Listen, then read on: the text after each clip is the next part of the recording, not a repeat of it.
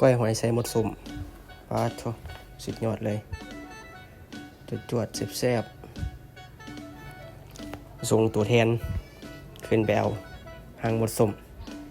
เป้าหมายคือหางหมดสุ่มจะมาใส่ก้อยหอยส่งตัวแทนขึ้นไปส่งจอมยุทธขึ้นไปสันโอ้ไข่มันเสียดายไปหล่นออกเบิดพุ่นนะ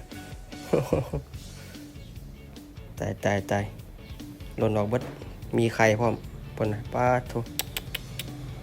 สดเลยจวดเลยมาเตรียมปรุงเครื่องบัดนี้ใส่เผ็ดลงไปเป็นนัวใส่หลายแซ่บหลายใส่หน่อยแซ่บหน่อยพร้อมด้วยปลาแดกสดกับข้าวคั่วหอ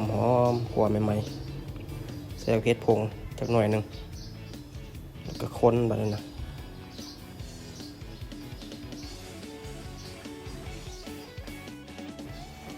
บีบบักนาวใส่หน่อยนึงบ่ใส่หลายเนาะเพราะว่ามันส้มหมดส้มละพอใส่หมดส้มไปหลายเติบละกับไข่หมดส้มใส่หอมลงไปบัดนี้ใส่หอมที่เขาซอยไว้แล้วก็ใส่หอมลาบพร้อมบัดนี้คนบัดนี้